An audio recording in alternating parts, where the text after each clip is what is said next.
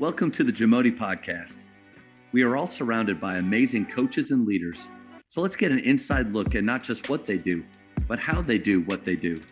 After all, becoming the best versions of ourselves is JAMODI, just a matter of doing it. Coaches, the JAMODI podcast is powered by Scoreboard Media. Scoreboard Media works with high schools across the country to run professional sponsorship programs on their LED scoreboards. Whether you already have LED and you just want to supercharge the revenue, or you want to use sponsorship revenue to buy new LED video scoreboards, Scoreboard Media can help. They work with sponsors and advertisers locally, regionally, and nationally who want to connect with your school's community. Email info@scoreboardmedia.com to start the conversation and see what's possible. With all of it, we're talking about handling defeat, and then also some of the things that make your programs different. A lot of that does come to preparation. So scouting reports and in-game adjustments. What are your thoughts on those things? How do you focus on them, and what's your process? Yeah. So I said, I got extremely lucky working with really good people coming up, like Coach Weber at Illinois, and then graduate assistant at K-State. And at K-State, they were able to kind of assign you to an assistant coach. So I was pretty much Chris Lowry's graduate assistant. So anytime, and he's made Coach Weber a huge impact. Chris Lowry way up there too, as far as when I was his graduate assistant for 2 years, if he was watching film, I was watching film with him. And perfect time for me to be doing that too. I wasn't married, didn't have kids yet, anything like that. So, he would be watching film. I'd be watching it at the same time with it, and he'd run it back and be like, this is why I'm running it back. This is why I'm watching this. This is why we're doing it this way. And just kind of let me in on his thinking on how to do things. And Coach Lowry, Sweet 16 with Southern Illinois. I think he's the associate head coach at Northwestern now. Just really prepared for scouting reports and more detailed better than anybody I've ever met. He would be the king of an hour walkthrough. And I don't do it that much. But we had a pretty decent record against Kansas my 2 years there. I think we beat them twice at home, lost at Bog Island both times. But that was the way he prepared the guys. He just got them ready, knew the ins and outs of everything they wanted to do, as good as you can as an assistant coach scouting another team. So his process was just very, very detailed. So learned a ton from him in that regard. And just the way Coach Weber's teams prepared for other teams, just with film, the breakdown of an edit would usually start with personnel, depending on when it is in the week. So we'd watch 3 or 4 clips on how every main contributor likes to score. From there, we go to transition. How do they play in transition? Is it slow? Is it fast? Are they kicking it up the same side of the street? Are they crossing the street? Are they, how do they play in transition? So a couple clips of that, and then more breakdown into okay, these are the 3 to 5 go-to sets or however many, and then 3 clips in a row of them running Kansas, say 2-game high-low, something like that. So we're watching that, talking about how we're guarding it, breaking down how we're guarding their main actions, and then we finish up with special teams, which is just BOBs and sideline out of bounds. So that's kind of the breakdown of how we prepare for edits.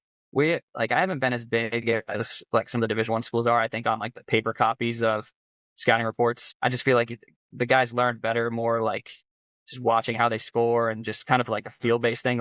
You can write, he's going to write left crossover and he's going to pull up going left. Okay, you read that, then how do you, I think the guys learn differently. We'll have some scouting reports, we use Fast Scout, things like that, and then kind of how we prepare for a specific team. So Lone Stars, Thursday, Saturdays, which can be a quick turnaround for those Saturday games. So what we like to do is really Tuesday, Wednesday, we're really preparing for our Thursday game. And then on Saturday, usually Monday, Tuesday, I'll have some things sprinkled into workouts where we're working on that Saturday game plan without them even knowing it or me bringing it up. So we're not looking down the line at who we're playing Saturday, but maybe they're doing a lot of horns, angled step-up ball screens. We're working on where we're tagging from, something like that. And maybe 4-on coach is something as simple as that. And that way, once we hopefully win on Thursday, when we get to Friday, be these are their main actions. We've already worked on some of this stuff, guys. We don't have that much time, but we've already got started on it. So it's kind of how we have attacked just scouting reports and game planning and things like that. And, we have, like I said, we have 3 graduate assistants here. So what kind of our process for that is I'll watch 3 to 5 of the most recent games, kind of make like I call it the skeleton of an edit. Like basically these are like the main things I want to see. And then my graduate assistants will take it from there and run with it and kind of make it their own. But I get them pointed at what I'd like to see. And then they can like say it's a clip of a Zoom ball screen handoff, right? So like I want to see things that look like this. And then they know what it looks like already, and they can kind of maybe even find better clips than what I had in the last 3 to 5 games. And that's a process we really started doing this past year, and I thought it worked well for us.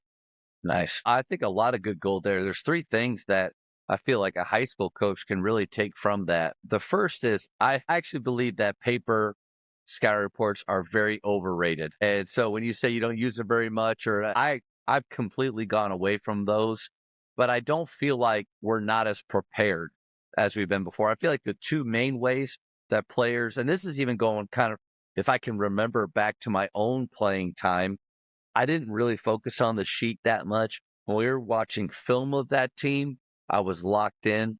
And then more importantly was us moving through it on the floor. I think those two ways are the biggest. If you were to look at time and how you can use your time, spend less on the paper and for the players, and then more on having them see it and then having them do it.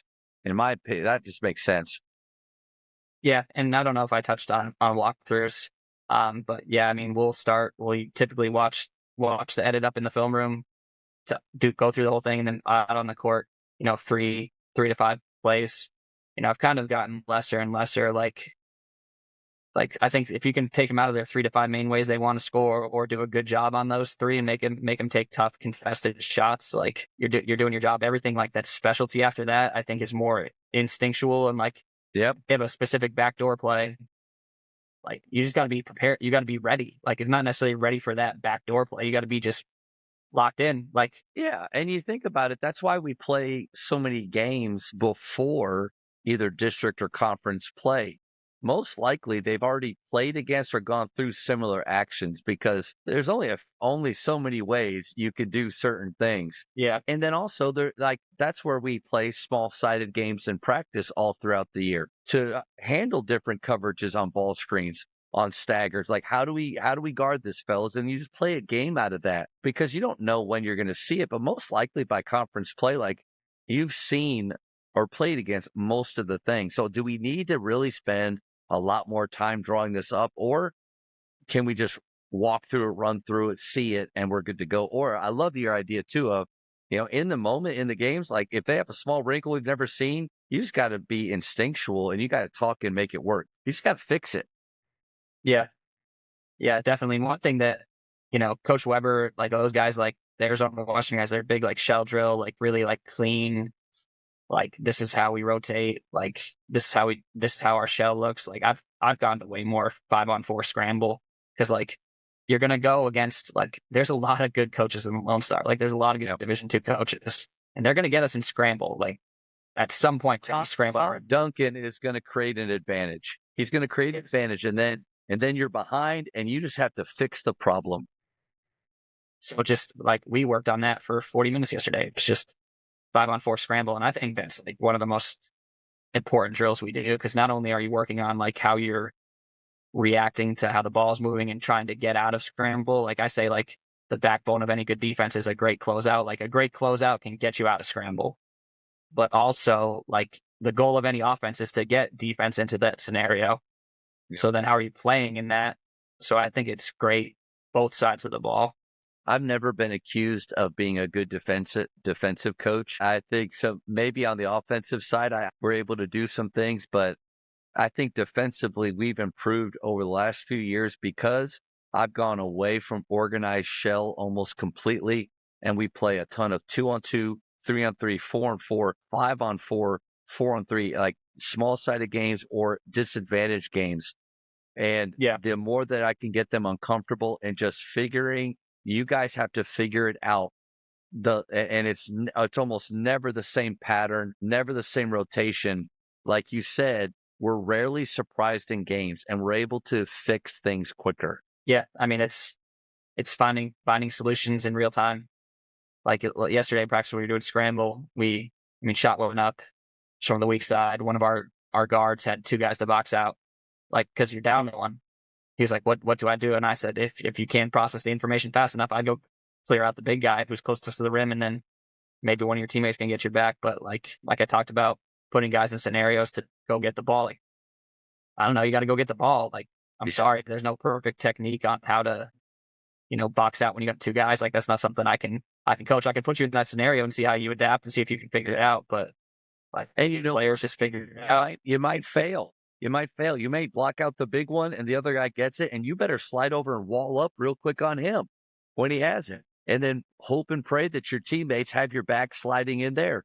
So yeah, I love that. The idea of putting them in situations that are super hard, that they've got to just like grit their teeth and scramble to find a way, but then understanding, golly, you might get scored on or they might win, but next, let's just play again. Yeah, like I'll say it a lot, like especially when we're doing scramble, I throw 20 seconds on the shot clock. And like, if the shot clock bleeds down to 3 and they get a paint spray out 3 and they make it, I'm like, guys, you just guarded down 1 for 17 seconds perfectly. You do that in the game, like, we're going to be fine. Like, to get them to understand that sometimes, like, they might score on you. It might be a perfect possession defensively. That's why the game, we're not playing soccer. It's not 0-0 at the end of it. Like, the ball's going to go through the net, then get it out and go score on that. Thank you for checking out today's episode. Please take a moment to subscribe to this podcast, share it with your fellow coaches, and find us on social media for what's coming up next on the JAMODI podcast. It's just a matter of doing it.